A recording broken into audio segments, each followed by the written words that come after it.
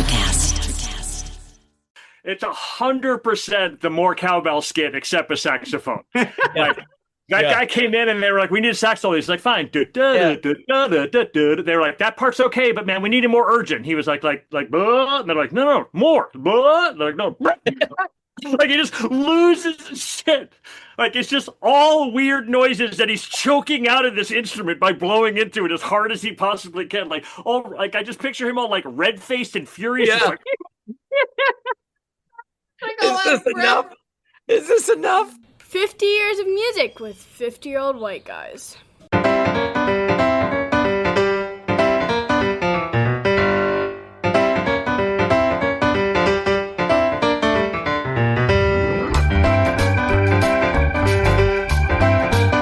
ready.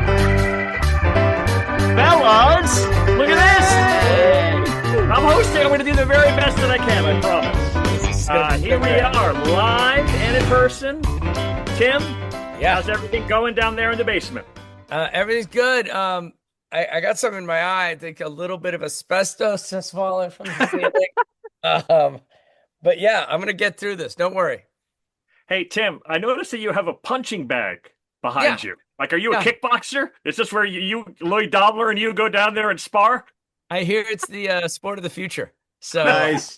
Brilliant reference. Seriously, does anybody use that? Did you actually use that? I do use that. What I do, the worst paper that I've graded, I then tape to the punching bag. Nice. I like this. Yeah, and then I hand it back to the child. Why is my face on the punching bag? No reason. Five follow-up questions. Jeffrey K., how are you, man? Things are good out here in today, beautiful sunny California, showing out that like late September, early October. But yeah, I've been traveling. Last weekend, I went and visited the boy in Ohio. This weekend, I went down to Disneyland for a wedding. Wow. And took the bee to the Magic Kingdom. We did the rope drop at 7 a.m. and rode 13 rides in 6 hours. Like, I actually went on the internet and looked up like how to own Disneyland and watch this crazy. Awesome. That makes me really happy. Yeah, you would have been so proud of me, Ben. It was such a Ben Barton performance. Did you buy the bonus packages and stuff, or you just did it like an ordinary human? No, we did it like a normal human, and we because we were there when it opened. We were like Space Mountain, Matterhorn, Flog Flume, Rise of the Resistance. We did all the big guys, Pirates of the Caribbean. We did them all before lunch. It was awesome. That's awesome. How's Rise of the Resistance? Is it good? Yeah, it's really cool. It's really cool. You know what else is really cool is Mickey and Minnie's Runaway Railroad, which was a surprise, super cool, interesting ride as well. All right. Did either of you read the really, really depressing op-ed in the New York Times about how stratified the money is at Disney World? Oh, no, not at Disney World. Disneyland was still tiny and weird and bizarrely appealing. But once every 30 years is probably enough for me, to be honest. Yeah, sure. So what is it? If you're rich, you can go in the short lines. Totally. Yeah. It's brutal. It really is. Oh, there was an option. There was an option to pay an extra $400 per person to skip lines. Right. And like, I saw some of those people, and they looked ashamed. Like they just couldn't enjoy it the way you wanted. Because like there's a whole line of people, and then they come up, boop. Walk by everybody. Jeff, I've got some bad news for you, man. Those people enjoyed it. I can promise you that. I can promise you that. I felt like every parent I saw was thinking, "This is not worth $1,200." That's what I thought the face of the grown-up was saying. But well, maybe I'm wrong. Yeah. All right. Excellent. Yes. Timmy, you want to tell us your live music story? Went to go see old friends Rilo Kiley. So excited. Nice. They put together this little tour, little reunion tour. I can't remember what it was that broke them up. Can you guys? No. I have zero information on this. Dude, basically you introduced me to Rilo Kiley. Oh, wow. Okay. Well, you'd be happy they did the Frug, Ben. It's part nice. Is that like one of their biggest songs? No, it's just kind of this little underground fun hit. And but the loyal fans were sitting there doing the dance with Jenny Lewis. Great time with my eldest daughter. Took my kid to go see a concert, which gave me this weird license to really dance and really sing and really be into it because I wanted to make sure she had permission to really dance and really sing. So I think we were pretty much the stars of the left side of the audience, left of the stage. I love that. Yeah. That's great. Yeah. They couldn't help but notice the two of us jamming and singing. It was awesome. Oh, so your daughter digs them, huh?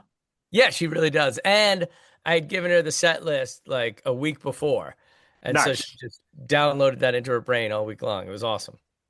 I'm in set list preparation because this weekend I take my eldest daughter to Dua Lipa at the Chase. Oh, nice.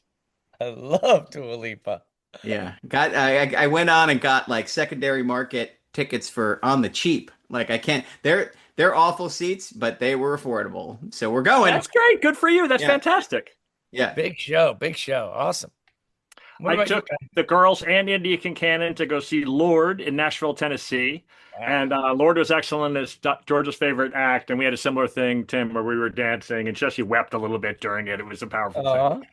I wanted to bring up the unbelievably hilarious 2 opening acts for Lorde. All right. So just first, she played the Pinnacle in Nashville, which is, I think I've mentioned before, it's a really badass venue. It's like 4,000 seats, 4,000 people. 3,000 GA, like a big open area, and it's a gigantic stage. And I can tell it's a gigantic stage because she played the United Center the night before, and then she played Madison Square Garden a week later. So she's touring big basketball arenas, and she had her whole set thing just right up there at the thing. And then it's got a little tiny ring of seats as a balcony around it.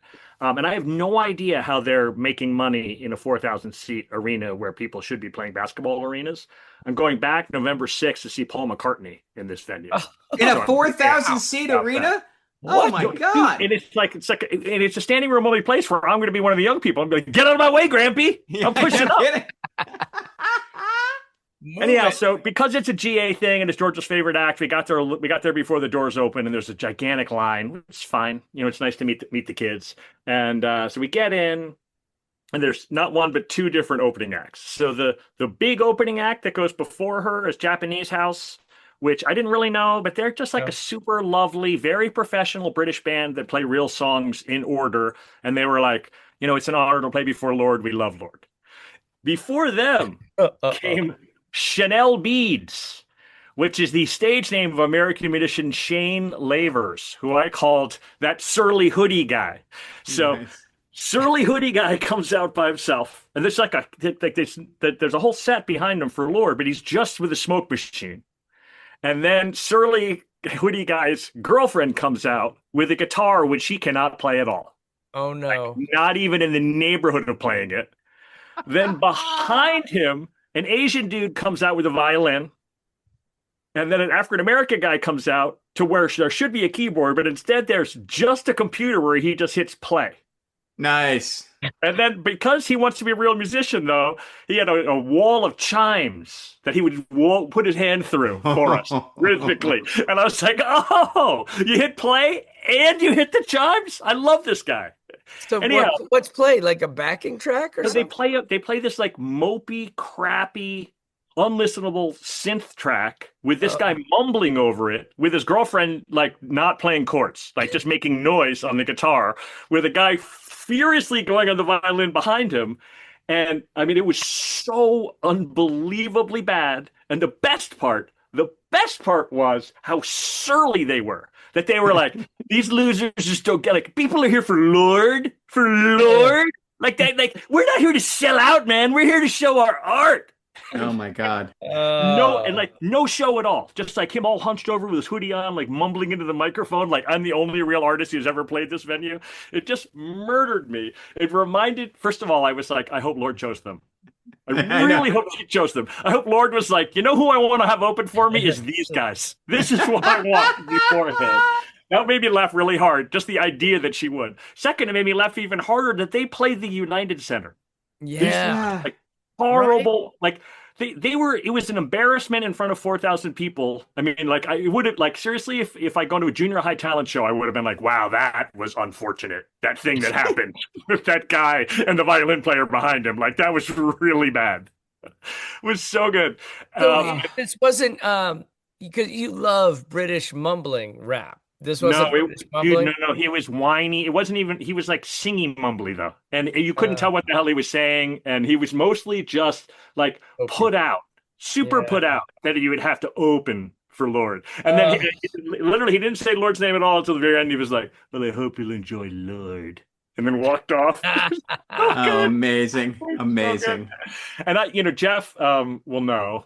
We've seen a lot of shitty opening bands. Like that's just a thing. Like you see juicy shitty opening bands, but it always just brings me it's just joy when I see a shitty opening band that's like this. You know what I mean? Where they're like, "I'm not shitty, you're shitty. Yeah. I'm too good for you to like," and I'm like, "Oh, that is the problem. Good job by you. You really put your finger on it. So good." Awesome. Oh, fantastic. Well, I don't know who's opening for Dua Lipa, but I'm hoping for something equally unacceptable. Yeah, should be great. No doubt. Hey, did you guys any feedback on our Billy Joel episode? Anyone upset with us? Oh, Mark Reiner's wife Beth. Uh-oh. So Reiner was like, "You're just lucky she wasn't listening. She's a huge Billy Joel head," and so Mark is like trying to hide that episode from her. But I think I'm in some trouble next time I see her. All right. Awesome. I heard vague like acquiescence that we made some points, but I didn't hear anybody who was really pissed off. So okay, good. I think the more I thought about it and reflected on it, I think we went easy on him. Gosh, I do too. I think it was a completely accurate, complex, kind of like look at the guy. With a celebration at the end as we picked our songs, which I won that, by the way. Oh, no way. I murdered you guys. I don't want to compete. I just want to lie in the middle in the Billy Joel competition. I want to lie in the cut. All right, Jeff, are you ready to play us into our theme for the evening? I am ready to play us into that. Are you doing that because you do not want to get into what I wanted to talk about? Oh, I'm sorry, forgot the Taylor Swift. So a new Taylor Swift record came out for people who have been, I don't know if people just awoken from a coma. And Jeff is going to have some negative words to say. Well, first of all, I'm not a huge fan. I listen to everything she does out of a sense of like responsibility to this genre I love so much. So I listen to the whole record, and then we listen to the whole record again. And I have figured out there were a couple songs I liked, and I was like, "Now, why do I like that?" And it's because it's a different song that's already been written, and so I am prepared. She pulled a Billy Joel. She started borrowing. Five of the songs are unacceptable rewrites of other successful songs. And I'm not on the internet, so I don't know which of these but there's Opalite, which is a complete rewrite of Hold Me Now by the Thompson Twins. And I invite you all at home to play away at home. Play 5 seconds Opalite. Hold me. Oh yeah, I can just sing along. You were in it for real. She was in her phone. Just a pose, and don't we try to love? We give it all we got. I gotta get to the chorus. Night, but now the sky is overlight. That's it. Stop my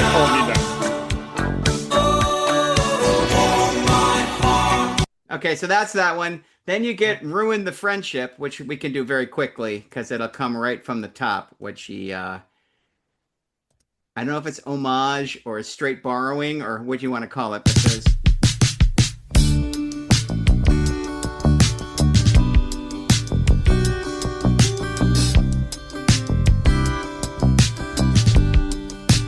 like the bass line. Yeah, totally. Listening grass from September rain, gray overpass full of neon names. You drive.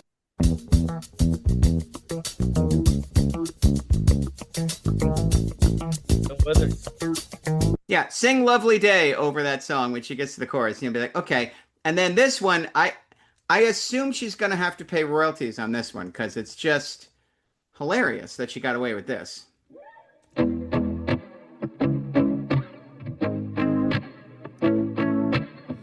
I heard you call me boring Barbie.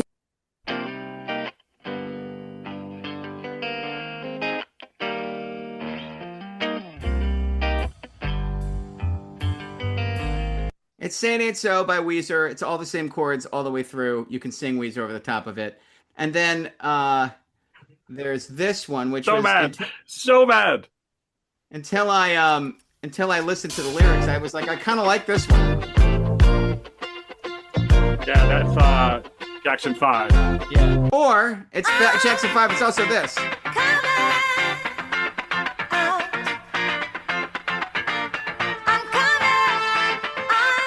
And then there's this one.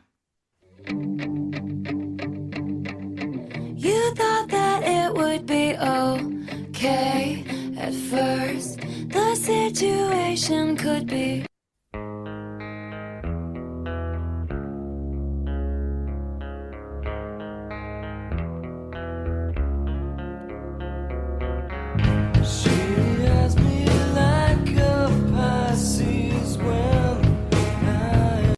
It's Heart-Shaped Box perfectly all the way through. So as I'm listening to this record, I'm like, well, I kind of like that one, but I like the original version better. And I kind of like that one, but I like the original version better. And I actually thought the I'm Coming Out ripoff was pretty fun until I realized what it was about.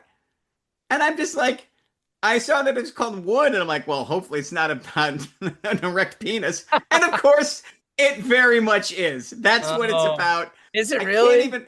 I can't even believe it's about Travis Kelce's tumescent package. That's what that song is about. And at that point, we don't know that it's Travis Kelce. It could be somebody else. That's true. That's could true. Be Harry Styles. I'm assuming you're right. I'm making it terrible. So I am just a song called look. If this wasn't a Taylor Swift record, people would make enormous fun of it. They would say, "Nice try. You've ripped off at least 5 songs." It's probably a bunch. I mean, as far as I know, the other 6 are ripoffs of more modern songs that I don't even know. The lyrics are objectively, literally hilarious at times. Just like I burst out laughing. That like some of the lyrics just made me laugh out loud. I was like, "Good Lord!" You said like junior high school talent show for that opening act. Like if some of these lyrics were turned in a songwriting contest, they'd be like, "Well, this is obviously a joke." So I do not know what to make of this record. You guys will tell me that I'm a crank, and this is a version of genius. And the modern Beatle, John Lennon, has come up with a whole new way to speak the truth without metaphor, irony, or insight, and that's what we should be here for. But this record is hilarious. It is a giant like egg on face whoopsie poo of a record, and anybody that gives it more than 2 stars out of 5 is doing so out of like fear or commitment to the artist, or well, I'm gonna have to listen to it 7,000 times in my house, so I might as well learn how to love it. But I am really looking forward to not having to listen to this record again for a while. Wow. Point. Tough crowd. Tough crowd indeed. I was pissed at it by the end. So Dahlia has checked out on Taylor Swift, maybe at Evermore or possibly one after. Oh. She's been out for a long time, and it's classic. She also went out on Zach Bryan. She was like, "I just got too big. The music's not for me anymore." And so basically, she's just checked out in it, and so she thinks this record is also bad. And then she reported to me that Georgia didn't like the record, which I was like, I find that hard to believe. So I asked Georgia, and Georgia was like, "I didn't say that. I didn't say that. I didn't say that I didn't like it." And then I was like, "Well, what did you say?" She was like, "I said I had to give it another listen." Oh, okay. That's a sign. I was like, "Oh, I could translate that." She was like, "I didn't say I didn't like it." I also didn't say that I didn't like it. I kind of like the pop sheen, and Timmy put his finger right on it. It's like Max Martin, I guess. It's one of those Swedish dance guys. I love the synthetic bass sounds that he's got. Like it just floats through the whole record. I kind of dig that. I like that it's up tempo. It's not that up tempo. Oh my God! If it wasn't so mid tempo, I wouldn't be so mean about it. Up tempo, my left foot. It's impossible. It is not up tempo dance music. Like you'd have to do like that '80s like hoppity boo back and forth to try to dance to this record. Opalite's not a dance song. It's like boom, I mean, it's like a head nodder, but it's certainly not like, I mean, it's slower than Staying Alive. Fair. And as Georgia pointed out, when we got in the car, Shuffle gave us Paper Rings, and she was like, "God, there's nothing there's no banger like this on the new record." No, there's no banger. Yeah. And I love a banger. I love some of her songs. Like I'm all in for Shake It Off. I'm all in for that 9. What's the 9-minute one called? All I Want, All I Need. All Too Well. All Too Well. That song's fantastic. I'm not hating on her just to hate on her, but I did not like anything on this record. And once I got to the third song where I'm like singing another song over it, I'm like, that's some lazy shit. Like, you put out 35 songs 2 years ago. Like, you wrote about 4.5 here. Like, take a little more time. Maybe, all right. Maybe she needs the heartache. Maybe she needs the heartbreak. She's in love. I hope not. I hope not. Dating a great guy, and she comes up with Wood. Wood is that was troubling. That's rough. That's rough. It's troubling. What else? What else should I write about? I mean, there's a part of me like through a feminist proto looking glass. Exactly. Like, men have been writing about boobs for 5,000 years. Like the coin flip of that is objectively First of all, hilarious. you tapped your foot to cherry pie. I know you have. Like, what are you complaining about? I hate that. Fair enough. So I don't. That's a bad example. But like, there's plenty of songs. How about Custard Pie by Led Zeppelin? Yeah, exactly. Any pie, really. Pecan pie. I like that song. Anyway, right. I just like I invite. Prove me wrong, listeners. Prove me wrong. Like, prove me. Oh no, our listeners also agree with you. Nina, right now is like, oh, this is the greatest episode I've ever heard. I love this. Okay. It's the final chapter of the college football playoff. It comes down to this: Miami's unmatched grit and tenacity through the postseason has led them home. The national title now within reach. They are confident. They are battle tested. Undefeated Indiana, led by Chris Signetti and Heisman winner Fernando Mendoza, have the chance to take home their first title and claim college football immortality. The most remarkable turnaround in the history of college football. The College Football Playoff National Championship presented by AT&T. Monday at 7:30 p.m. Eastern on ESPN and the ESPN app. Did my card go through? Oh no. Your small business depends on its internet. So switch to Verizon Business. And you could get LTE business internet starting at $39 a month when paired with select business mobile plans. That's unlimited data for unlimited business. There we go. Get the internet you need at the price you want. Verizon Business. Starting price for LTE business internet, 25 megabits per second, unlimited data plan with select Verizon Business smartphone plan savings. Terms apply. Okay, all right. Okay, so now it's time. Now it's time to get to the matter at hand. You have picked the perfect introductory song. I love it. Here we go.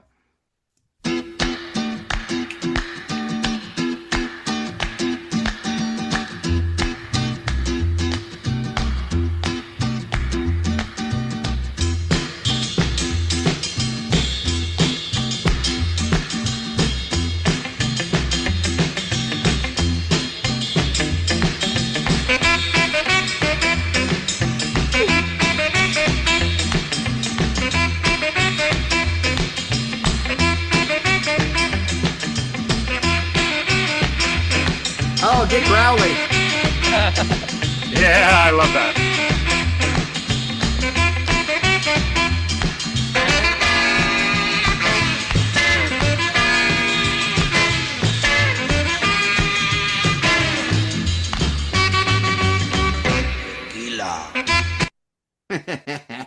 Nice. Yes. Ladies and gentlemen, we are discussing the saxophone and the saxophone solo specifically.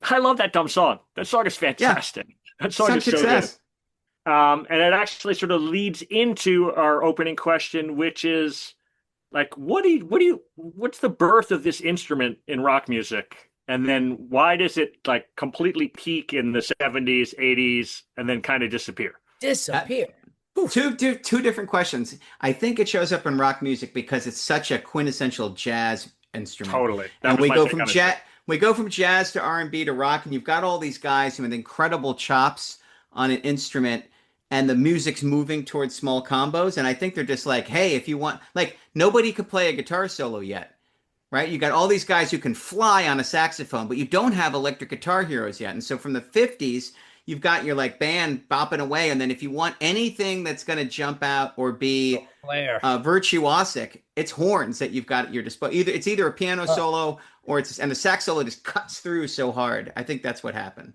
And then as the electric guitar and amplifiers and fast fingers can be on different instruments, it becomes like it's not the lead instrument anymore. It's like the signature, like, hey, this in the middle. And then I just think Either that, and I also think like we stopped this to your second question, we stopped giving elementary school kids music lessons, and it's a really, really hard instrument to play. Take it from me. Oh, is that true? Really? Yeah, it's hard. It's not hard to play like two notes, but to fly around on it, the fingering is really complicated. There's 3 or 4 different valves on the back. Like I spent a good 6 months with a free saxophone trying to make sense of it, and like I am not to be, braggart. You're good.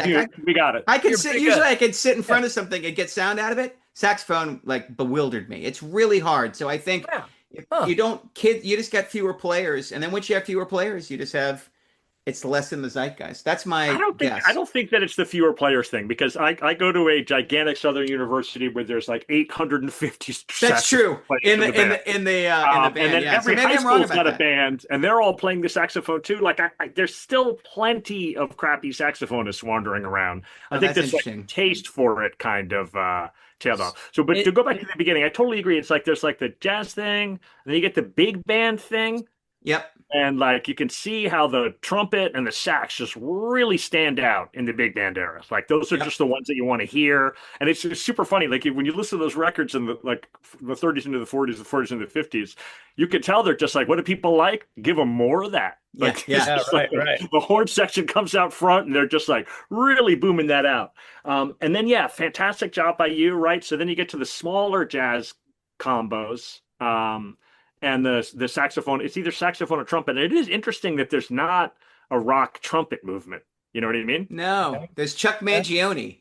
That's pretty much that's it. Right. He might have killed it personally.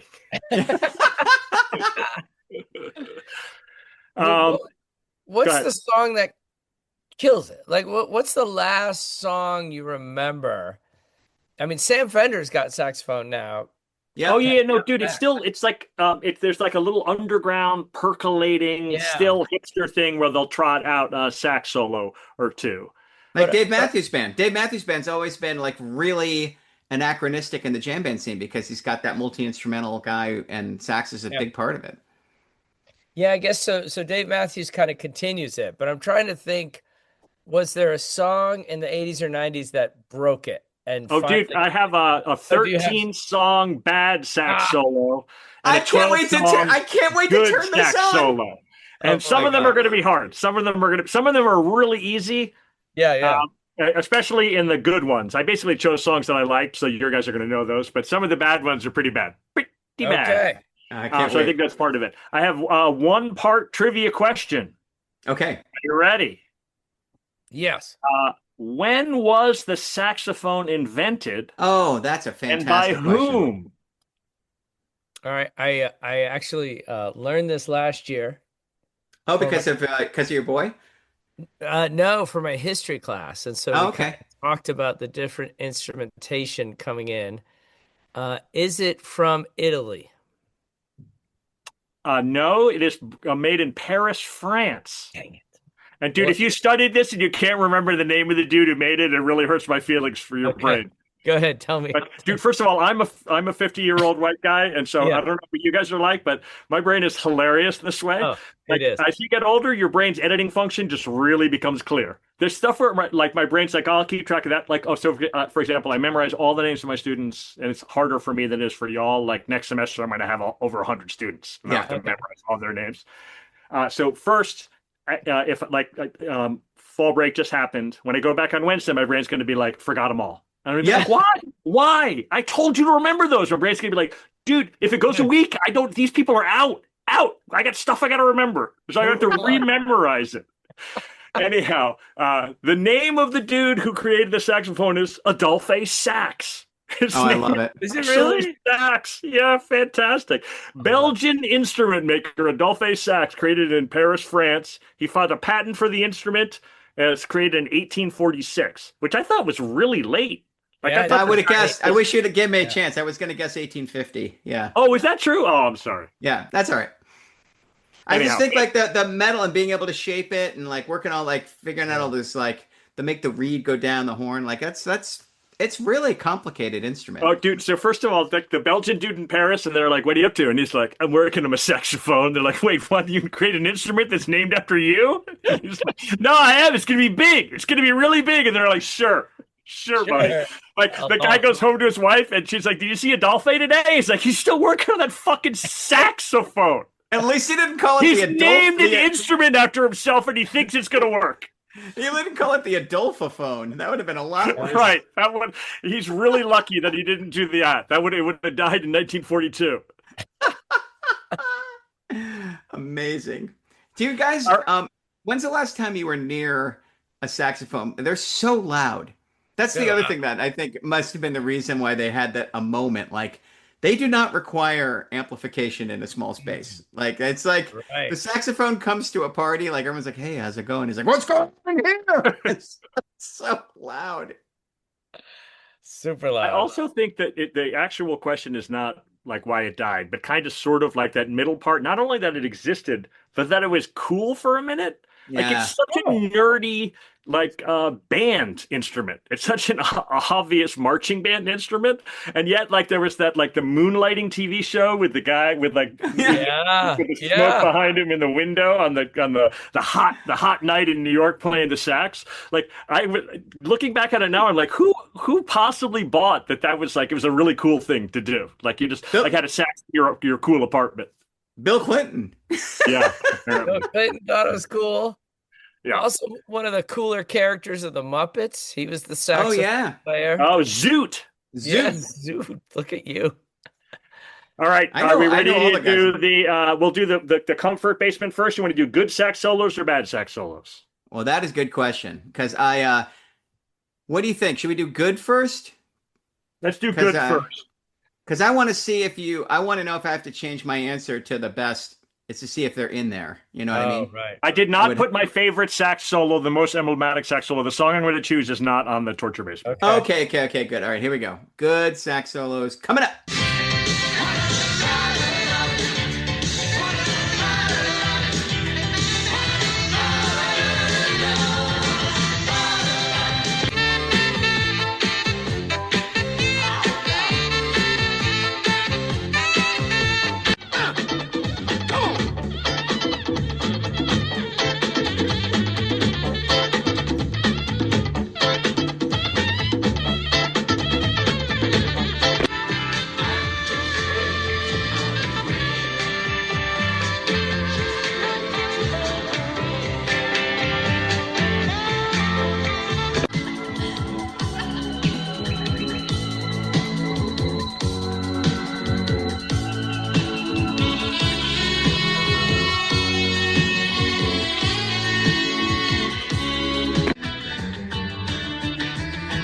Oh, good choice.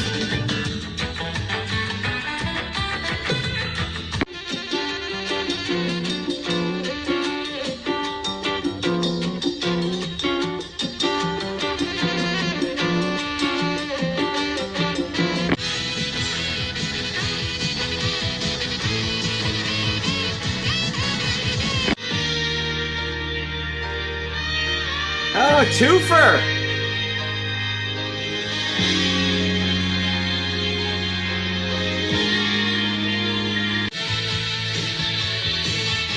Threefer.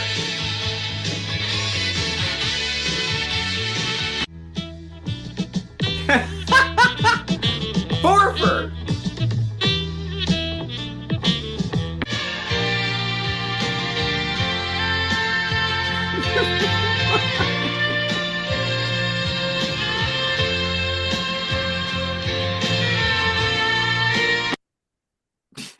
So we're going to make some fun of saxophone solos, but I just thought you have to close on the Springsteen. Part of the reason I got popular, also Springsteen got super popular, and people were like, "It's so badass to have a saxophonist," and so people just wanted to copy that from him. But you picked two songs that I would not have picked for the Clarence's greatest moments, but is that true? Really?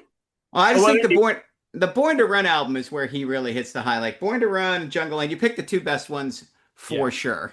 I think. But I'm not a big Independence Day guy. The River record, I think he's overplaying. Really? Oh man. Yeah. Timmy, are you an Independence Day guy? I am not. Oh, I will give it another listen.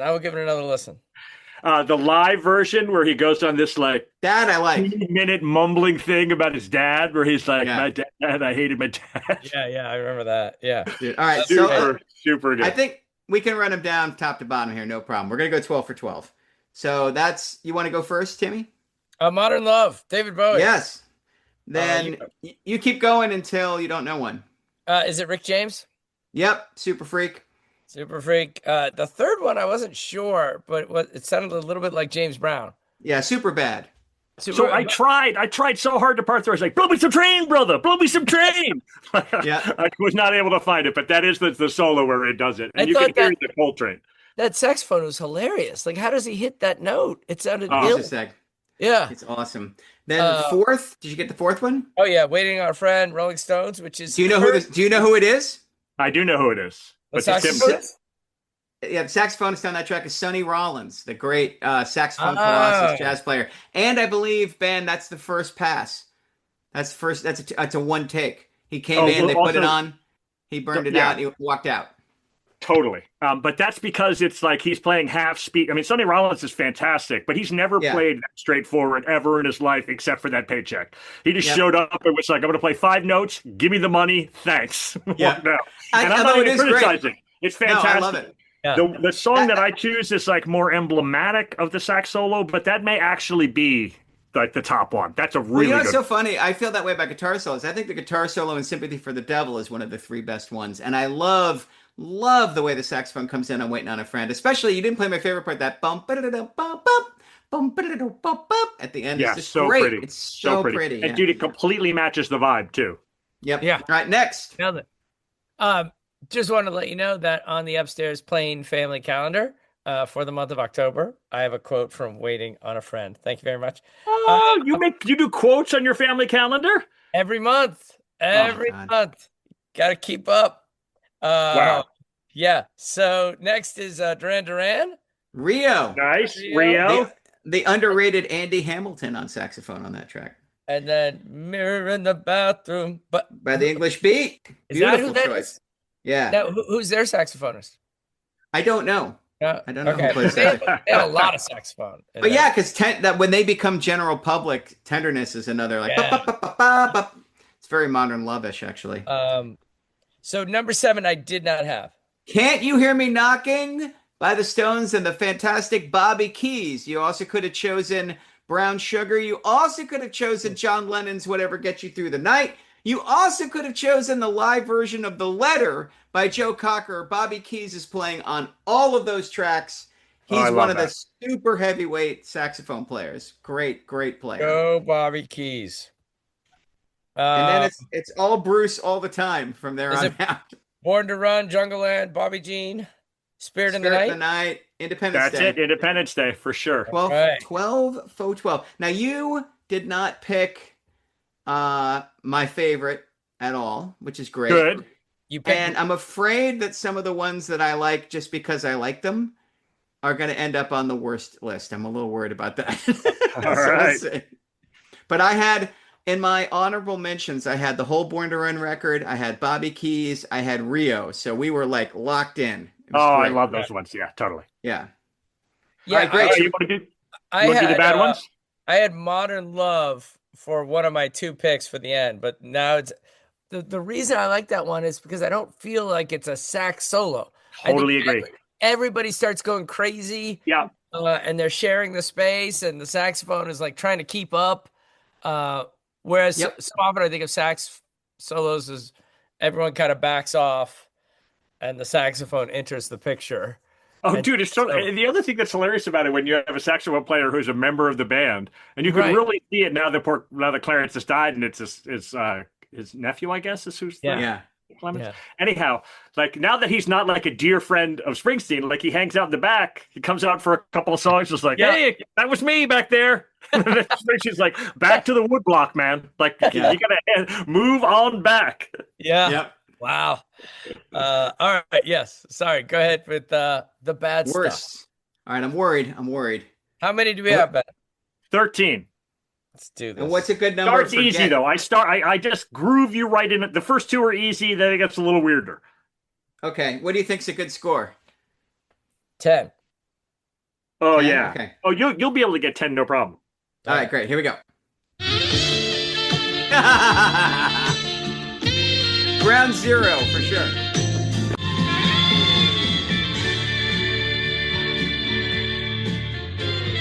Do you like this song? This song blows. Let's go.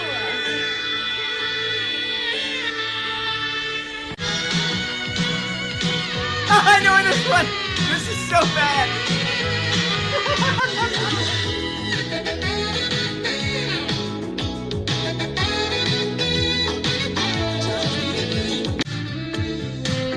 Oh, I don't even have to stop. Look, same thing. Same band, same beat.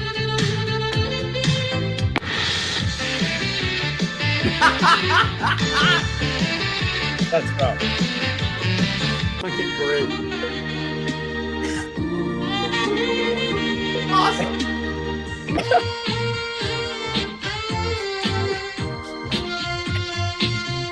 I can't go for that.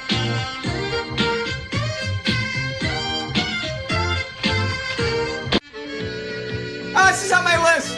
Awesome. So bad.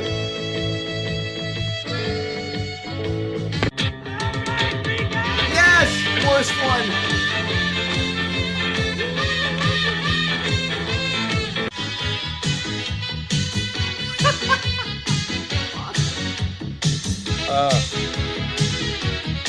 How dare you? How dare you?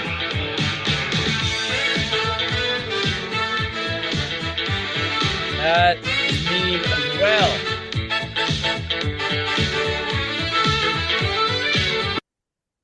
Oh, I wanted that to go on for another 10 minutes. That was awesome. That was so great. Thank you so much for putting that All right, together. you got 1, 2, 3 of mine. Four of my 5 worst.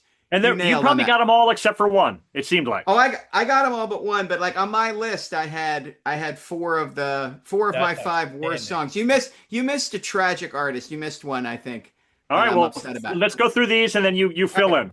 Again, you go first, Timmy, and I'll fill in. Oh, we got Wham! Careless Whisper. And by the way, I just queued that number 1. I didn't have to look anything up. I was like, that's an easy peasy one. Can I read the Wikipedia? The saxophone on George Michael's Careless Whisper is played by Steve Gregory, who was the 11th saxophonist brought in to try to perform the part, as others struggled with the difficulty of the riff. He eventually succeeded after the recording was slowed down to a lower key, a trick suggested by Gregory himself, and George Michael loved the resulting feel. That is amazing. Wow.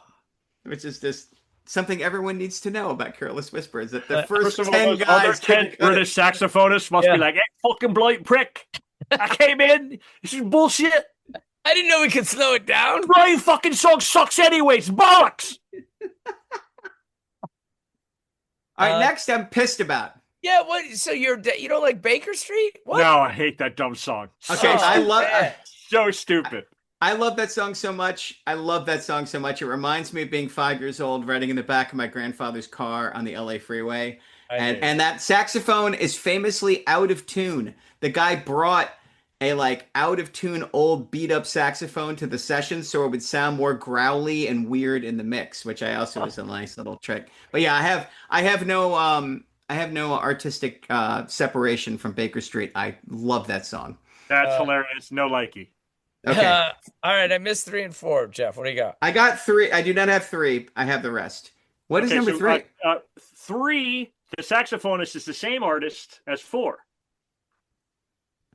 Oh, that's Clarence being awful? It's Clarence Clemens on Lady Gaga's Out on the Edge. That's good Lord. And it's like one of the last things he played before he died. Oh, well, it's a bummer because the other one is Clarence guesting on Jackson Brown's "All My Life You're a Friend of Mine," which is that's a cheesy right. ass song. No, dude, he's not guesting on it. They're together. Oh, really? And that's the single from Clarence's solo record. Yes. Oh my God. You don't remember that? Oh, I remember the video so well. The video is amazing. The picture of him on it, I'm like, so it came out when Springsteen was huge. I really like Springsteen and I like Clarence. But I saw the cover and I was like, oh no. No, that's bad. That's not good. So I saw Clarence Clemens play at Sweetwater, which holds like 150 people, on his birthday in like 1993, and he played in red silk pajamas, which were like embarrassingly revealing. And he did like all the Clarence solo stuff. And then he did like a 25-minute version of Glory Days where he kind of talked about how pissed he was that he wasn't still in the Bruce Springsteen band because it was in between. When he fired the band to the reunion, he was crusty. He was like frosty about it. It was really funny. That's hilarious. All right. Is this Billy Ocean? Billy Ocean twofer. Billy Ocean and the sax is so unlikable. I put the first one on. I was like, wait, there's another one I hate even more. Found it. Caribbean Queen, yes. Yeah, when the going gets tough, the tough right into get Caribbean going. Queen. And I believe that was the theme song to the Romancing the Stone sequel. Am I right about that? Totally. Dude, and also, that song is so inexplicable. Like the beginning of it is like, when the going gets tough, I was like, this isn't the song I remember. And then when it comes in, I was like, oh, this is the song I remember. And isn't in the video, don't like Michael Douglas and Kathleen Turner like sing along with him? It was one of those like totally as background singers. Yes, that's brutal. That's outstanding. By the way, in doing this, I came across several different songs, like songs that I could not find the sax solo in that I thought I remembered. One is the song "Cherish" by Kool and the Gang. When's the last time you heard the 5.5-minute song "Cherish" by Kool and the Gang? That is been a minute. Been a minute. Anyhow, I like the way you find a sax solo is every 10 seconds you just pick it on Spotify. And I went through the entire thing and I couldn't find it. I could not find the sax solo. But funny. I did find the part in the middle where whoever the lead singer is at Kool and the Gang is like, "Cherish, that's what it's all about." Nice. What is going on here? You know, that you can't. There's some Kool and Gang songs where the horns are phenomenal, like Hollywood Swingin' and Celebration. Like those songs. Totally. They're all right. Yeah, Cherish is not one of them, though. I cannot recommend the longer listen to Cherish. No. All right. So what's next, Timmy? The Pointer Sisters? No, right? Heat is On by... Glenn Frey. Glenn Frey. Yeah, totally. But you're right that the Beverly Hills Cop soundtrack also features the Pointer Sisters. So that's good.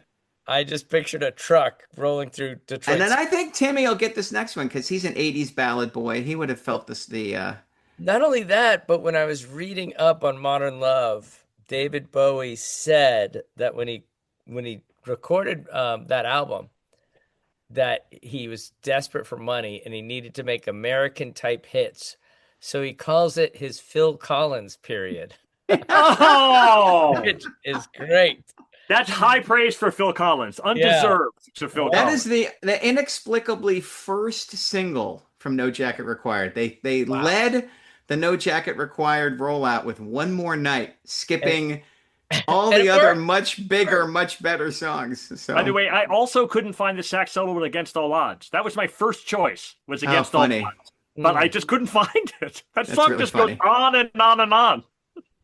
That is funny. And then is it I Can't Go For That. Philadelphia? No Can Do? Yeah, by the way, that song is awful. And that solo is so limp. Really bad. Like everything drops out and it's just it's just horrible. Dude, I got a soft spot for that. Like, like Oates doing those like 17 understand it thing. First of all, the parentheses no can do just kills me. Yeah. I know, me too. Just in case you were wondering. And then the next one is we all had this one. Hard My Heart by Quarter Flash. Feature, and I hate to dunk on this because you rarely get a female lead singer who's also the saxophone player. Rindy Ross. No, wait, she's the saxophone player? What? She's the saxophone player, and then she sings lead, and then she does the saxophone part. So she's the whole band. She's like $3.25 of Quarter Flash. So I hate to dunk on her too bad. I like it. And then the best, worst Billy Joel song, like that's my favorite awful saxophone entry in his whole catalog. Rico! Yeah. That's just awful. And then you went after old friend Donna Summer. Yeah. Sure. Minding her own business, hanging out. And you just dunk on her. It's terrible.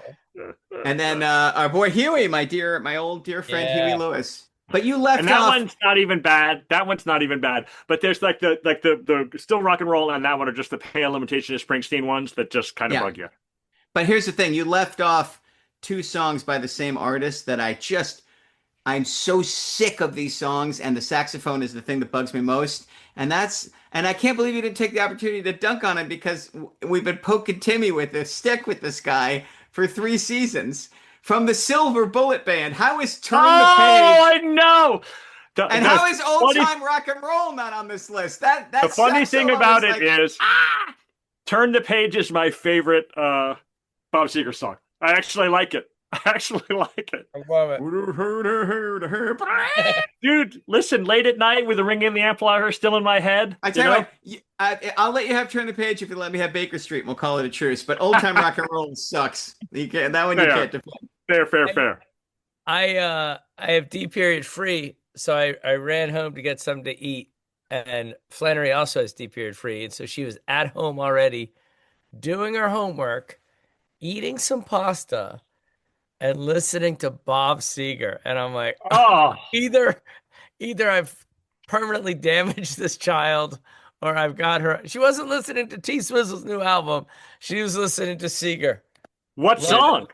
The song about not Hollywood Nights. I was a little too tall. Could have used a few pounds. Night Moves? Working on the night moves. I was about to say, that one where he's having sex, but he's not super awesome at it. Yeah, I do love Hollywood Nights has the most hilarious introduction of a voice ever when he comes in like he's like so out in the mix. He's like screaming at you like, oh, hey, take it easy, Hollywood Nights. Wait, can I ask some saxophone questions before we get to our picks? Or do you have something planned for us? Absolutely. All right. Year of the Cat should have been on there because that Al Stewart.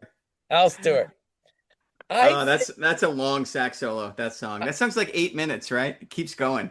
It's like 2 years of the Cat. Well, it's also like eventually you realize that he's in an underage like brothel in Thailand. It's like this is a terrible, terrible song.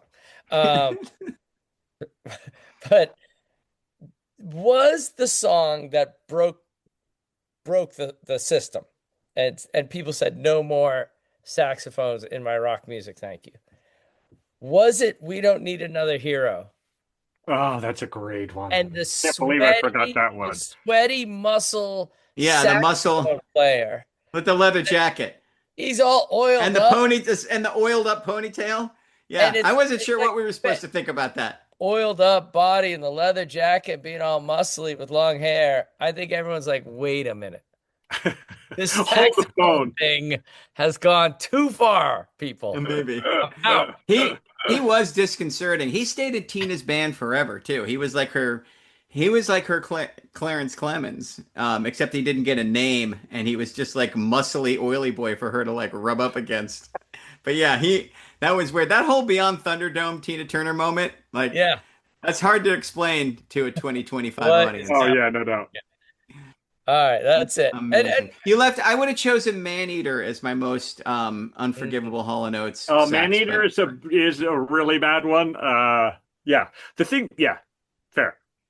All right, do we want to do our songs? I think so. Timmy, you want to go first? I will, but one more thing before I get to my song. I'm interested to know the last organic saxophone that's part of a band.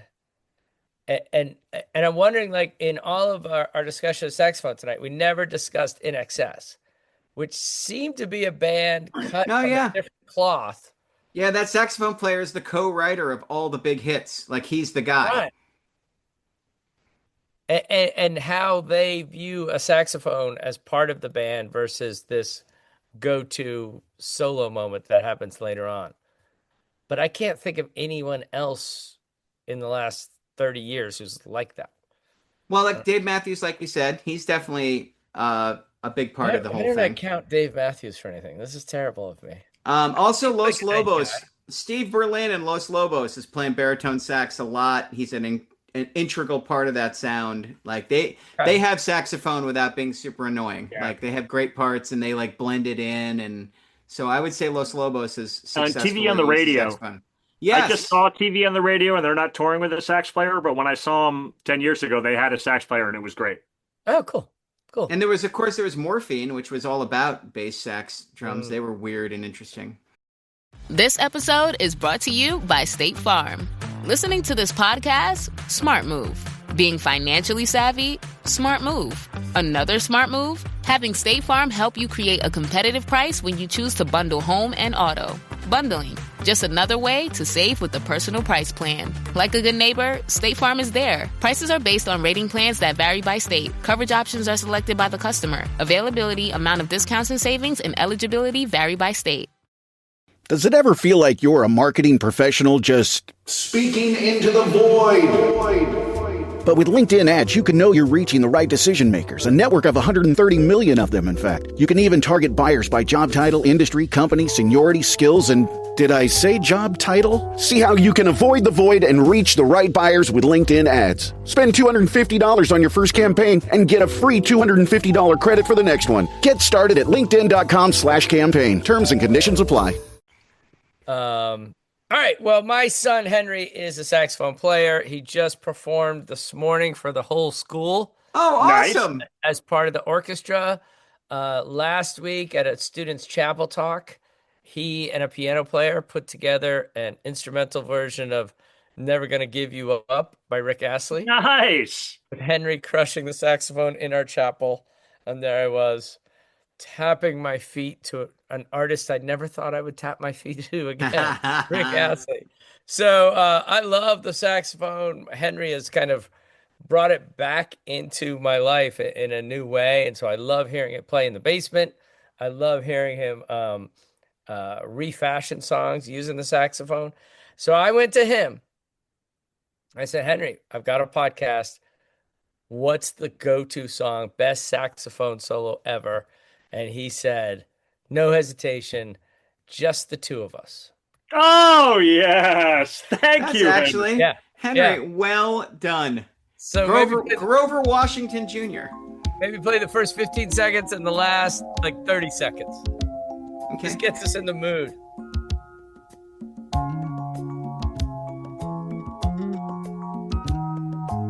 Not a bad bass line either. So go to the end? Yeah, last 30.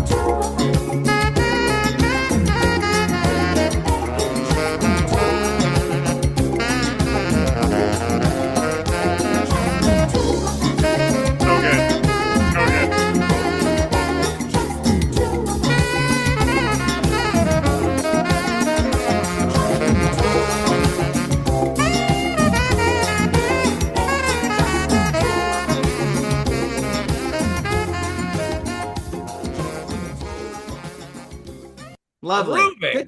Good choice. So he's singing the song and playing the saxophone, Jeff? No. Grover Washington Jr. is the saxophone player on that song. Who sings? Who is that? Bill Withers. Of course. Oh, good Lord. That's a Bill Withers song? Yeah. Wow. I thought I pretty much liked Bill Withers songs. I guess I had completely erased that one from my mind. And then Grover Washington had a bunch of big,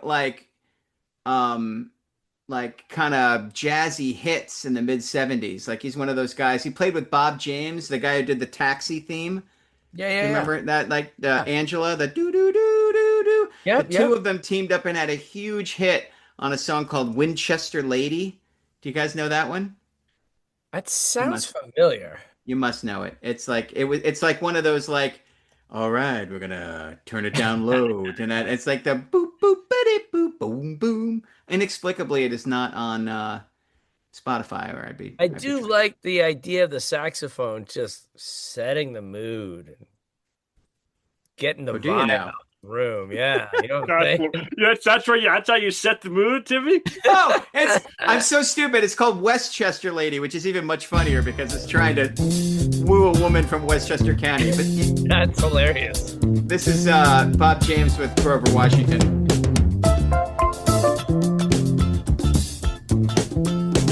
It's one of those songs for pornography that accidentally became a top 20 hit. By the way, I remembered a more recent one too. Is Kamasi Washington? Oh, He's an American guy from Oakland. He's a jazz beau, but he toured with Kendrick. Yep. He recorded 2 records with Kendrick and toured with him. So cool. Yeah. Kamasi. Yep. Kamasi. Kamasi. Kamasi. And dude, he came and played Big Ears just with his regular jazz band, and he had like the whole dashiki outfit and like the big hat, and I was like, "You are my guy." Yeah, he's pretty into it. He's pretty great. He's there's really complicated music, but it's really it's interesting as hell. It's good. All right, Jeff, what do we got? All right, so some honorable mentions that I just like that nobody dunked on the Logical song by Supertramp, but I love when the saxophone comes on and like I also really love the sax solo in Who Can It Be Now because it's so easy to play. Stop. Bump, bump, bump, ba-ba-dum. It really sounds like a guy learning how to play saxophone. And then we have to talk about Fela for at least 30 seconds, the African musician who plays out of tune saxophone on all of his records. Like he's infamously like a quarter step off, and so jazz players like just don't understand why he got to be the one who was super famous because he's just not in tune, and you can hear it right in the top. It's not quite up to that high B flat.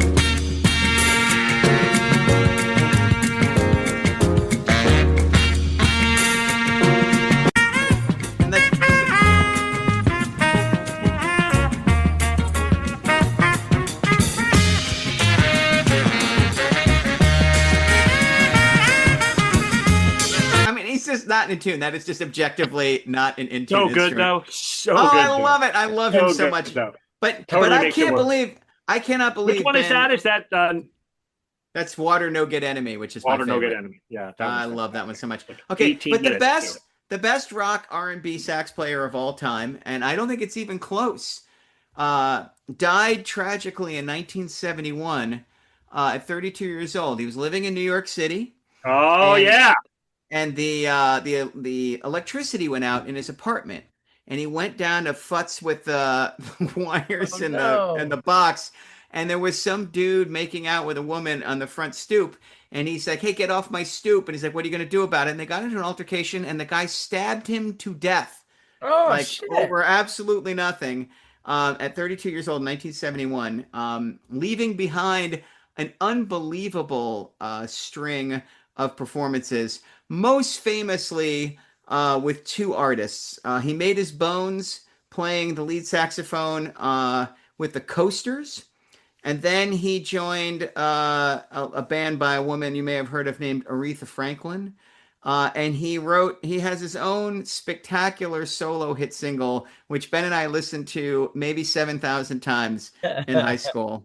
But my pick for the all-timer is King Curtis, who is the saxophone player in all those songs. Just to give you a sense of how exciting a saxophone player he is, here he is on Yakety Yak.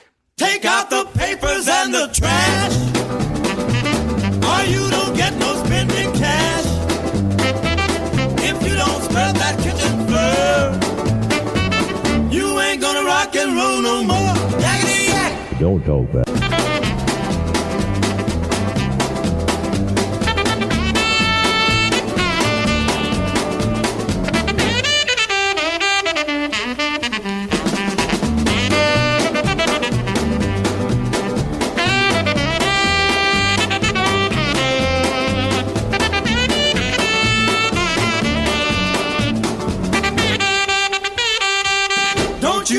So he can play like that, but he can also play incredibly lyrically when he needs to, like he does in the Bridge of Respect.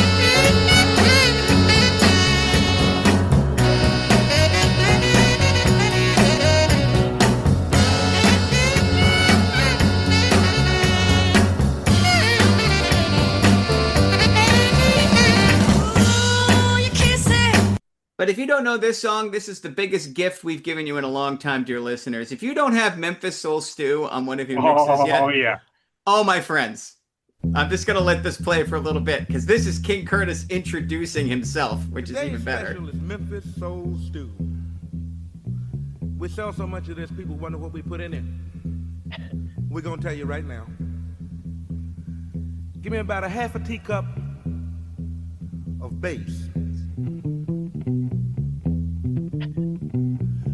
Now I need a pound of fatback drums.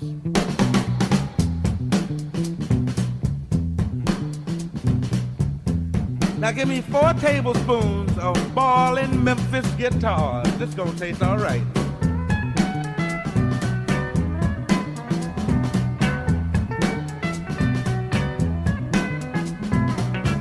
Now just a little pinch of organ.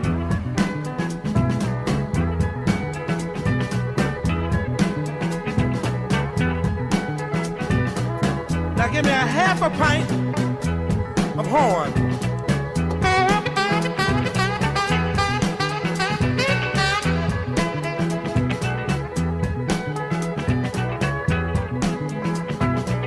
Place on the burner and bring to a boil. That's it right there. Now beat well.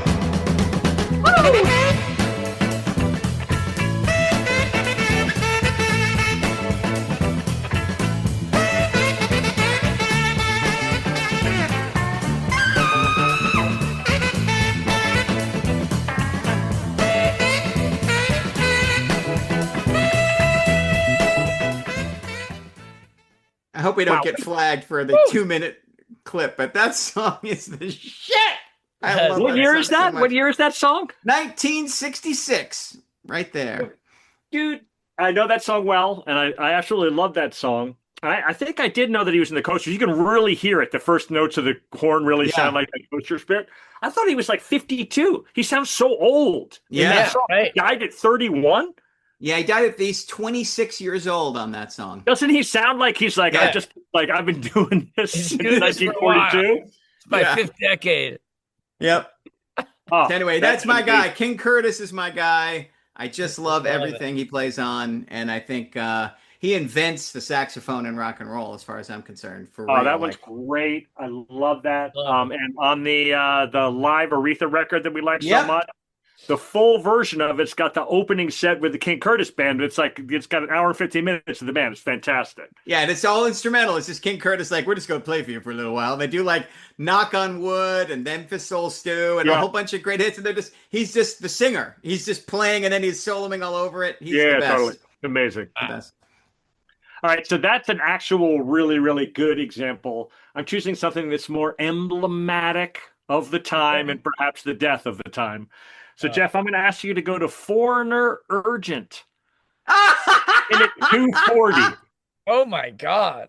Oh, my God. This is the sax solo of all 80s sax solos. This is the sax solo. This is the text and the subtext. 240? Yep. I got it for you right here. You know, Thomas Dolby's on this track. Did you know that? He co-wrote the song and plays all the keyboards.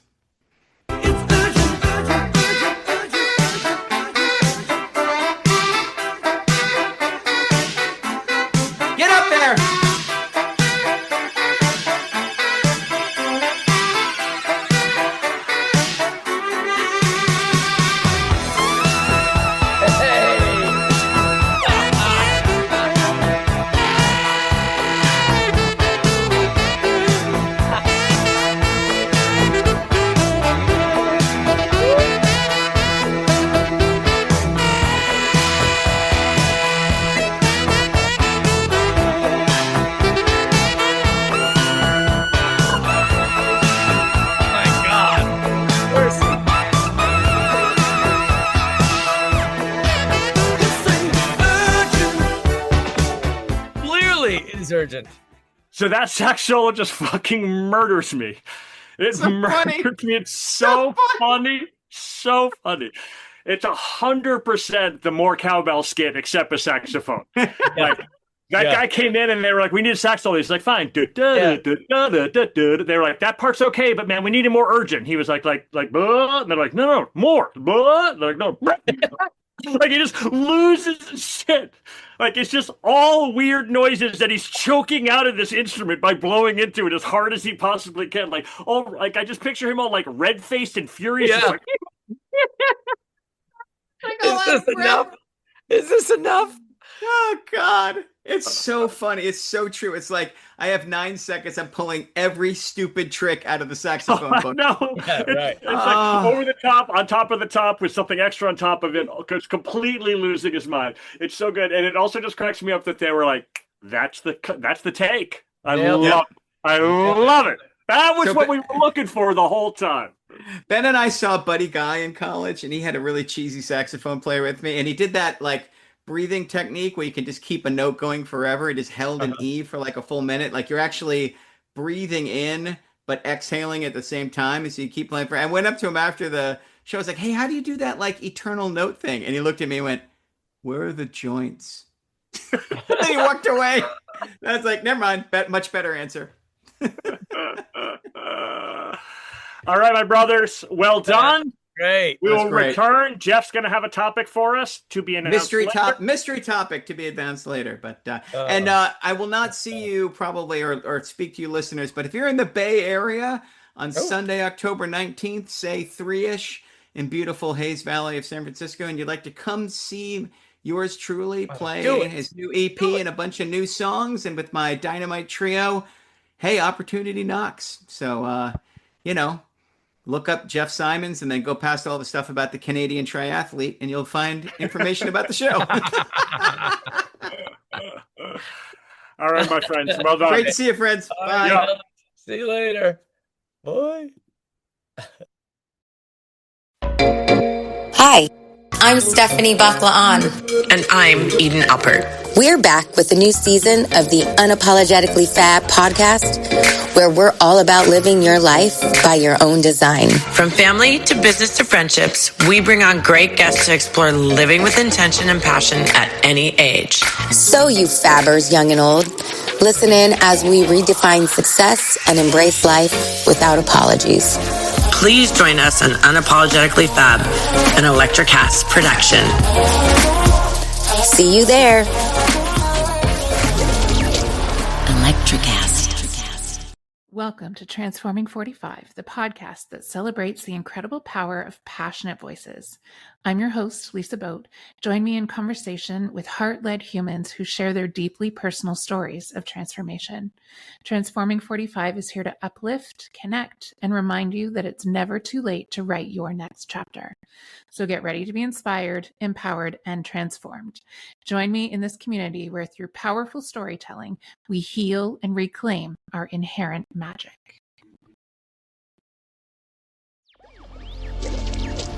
Electrocast.